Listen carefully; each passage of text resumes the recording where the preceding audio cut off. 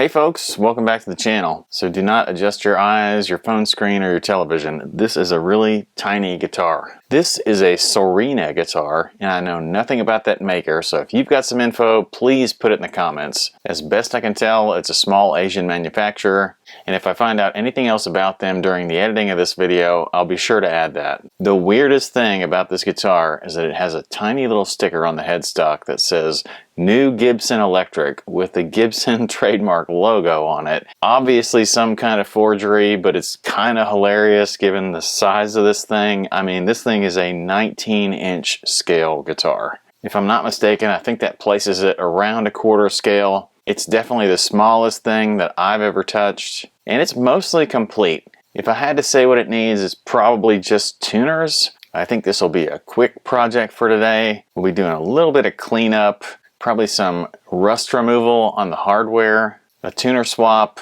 a string change. I don't even know if this thing has a truss rod. But if you're in for any of that stuff, be sure to stick around. And I know that it'll be a short episode today just because there's not a lot to do here. But to add in some stuff and to give you a little teaser about what's to come, I'll show you the next project that's on my list, and I think you'll like that one too. To start out, let's get these strings out of the way, and the tuners really don't work, so I'm just going to cut them off. So I'll give you a few close-up shots to show you a little bit more about what we're working with. This is not a super quality instrument. It's got a plywood body and just the basics. I think it's kind of hilarious that it's a 22 fret neck on a 19-inch scale. Someone also bothered to put a brass nut in this thing, which isn't done that well. I think where we'll start next is I'll remove the tuners and we'll see what we're dealing with there. Knob fell off. Always a positive.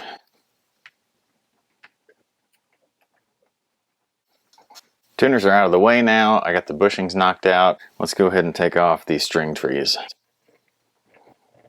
I also want to remove this bridge and the electronics. I mostly want to see what is in the electronics because I don't know what kind of pickup this is. It doesn't look high quality, but you could always be surprised. And I want to take the bridge off because there's some corrosion going on in the screws that are underneath. And I think we can at least soak those or clean them up. I did consider a saddle change on this because I have a lot of spare saddles hanging around. The only thing weird about these saddles is that they have a slotted adjustment screw instead of an Allen. Let's get that bridge out of the way though.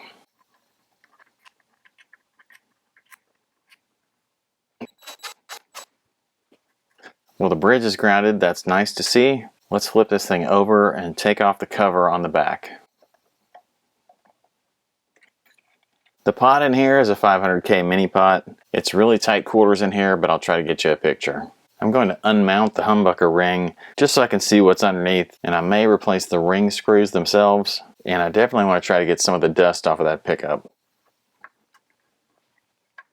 Well, there's no markings inside here. That's not surprising. What I do find surprising is this is actually a two-piece plywood body with a veneer on top, which is insane to me. I can't believe they couldn't come up with one piece of plywood to cover the size of this guitar. I mean, it's barely bigger than my hand. To get dust and other stains out of the humbucker cloth, I like to use an old toothbrush, especially one with really soft bristles. And if you have to add something to it, like a little bit of denatured alcohol or something like that to get some of the stains away, you can, but I'm doing this one with a dry toothbrush.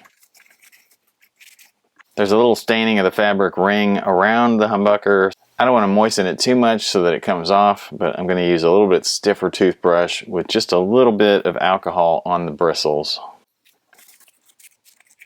The humbucker is cleaning up well. It's still got some corrosion on the pole pieces. The best way that I know to take care of that is with a set of fret erasers.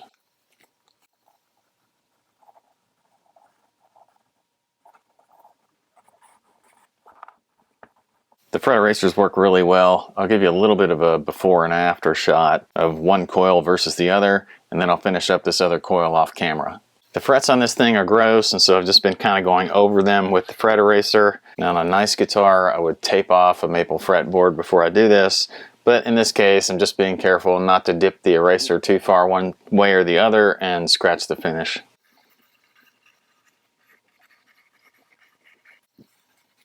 There's a couple of frets that, well, all of them actually are flat, but there's a couple that actually have a tiny bit of damage, and they're so far up the fretboard that I doubt they'll ever get played on a guitar this small. There's not much area left for a leveling, so I'm just going to do a little bit of crowning file work over the top of the damage and see if I can remove any high spots.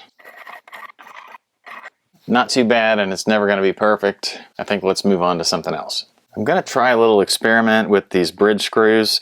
All of them have corrosion on the tops, and I've got this stuff called evaporust, and I'm hoping it can take off some of the corrosion that's on the top of these screws. I know that sometimes evaporust can affect some coatings like chrome and things like that. I don't know exactly how it's going to work, but we're going to throw this in this solution and let it soak for several hours, and we'll see how it does. If that ends up working for that hardware, I'll probably use it on a little bit more hardware for this guitar. So the evaporust works so well on the bridge screws that I decided to do it on the pickup ring screws and the pickup adjuster screws. I also did it on the back cover screws, which were actually placed into the jack plate previously, so I got that sorted out, and I got some new screws for the jack plate. I also did the saddle springs, and I haven't reinstalled those yet, and I did some screws for the strap buttons, which I also haven't installed yet. So let's go ahead and do those strap buttons.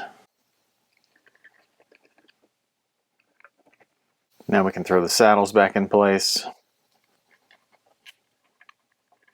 And I'll finish those up in just a minute, but I do want to go ahead and throw on another knob. This is a knurled knob, but basically the same style as the other one. And that fits just fine. And now I'll finish up these saddles.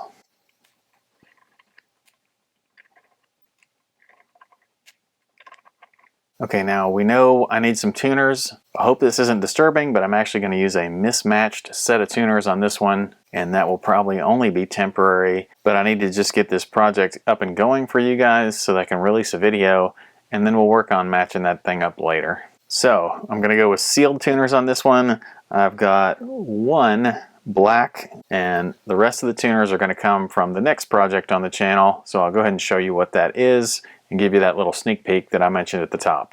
Now this thing is an absolute nightmare mess of a guitar. It's a Hondo Deluxe Series 767 model. Basically a flying V with a 6-inline headstock.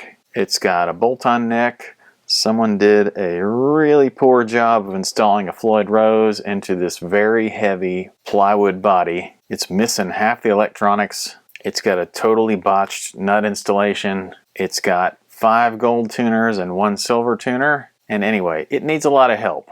That last point though about the tuners brings me to where I am today. I'm going to use those 5 gold tuners because they're really nice Goto Japanese tuners.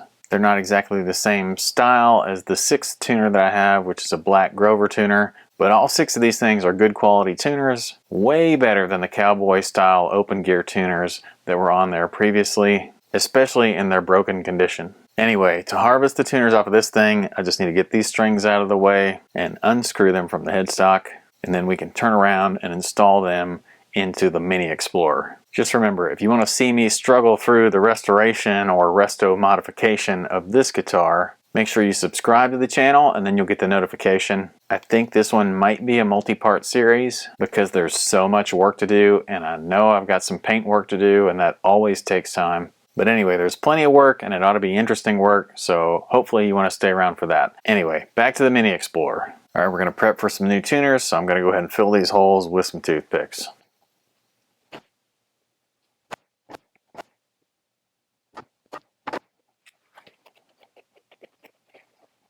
Now the holes are filled with toothpicks and I've got them all snapped off, glued over with super glue and cut flush. Everything's basically back to ground zero for a new tuner installation. The major issue with those older cowboy style or any real vintage style tuner and a modern tuner is that the hole size is much different. As it is, those Goto tuners won't fit into this hole, so I need to enlarge that a little bit, and that just requires a little bit of drilling. Now you can drill these holes the same size all the way through, but the way I prefer to do it is to really focus on the back side, getting that side enlarged, and I leave the front side its standard size because it's big enough right now to accept the bushing of a modern tuner, but not the body of a modern tuner. And I figure the smaller that you leave that hole in the front, the better it's going to help locate the bushing and make everything nice and even spaced. So the way I do that is I clamp a block to the front of the headstock, and I put a drill bit through the back side, and it stops at the block and doesn't continue all the way through the face. Now when it comes to these sealed tuners, they'll drop into the holes just fine, and the bushing still fits on the front. Once you have all 6 holes enlarged, just drop your tuners in and then tighten up the nuts on the front. Get them positioned how you like them and make sure these nuts are plenty tight. And then go ahead and drill the holes on the back side if your tuners are equipped with these holes. Just make sure you don't drill all the way through the front of the headstock, and then just remember that you don't have to tighten these screws down super hard because all they do is prevent the tuner from spinning in its hole.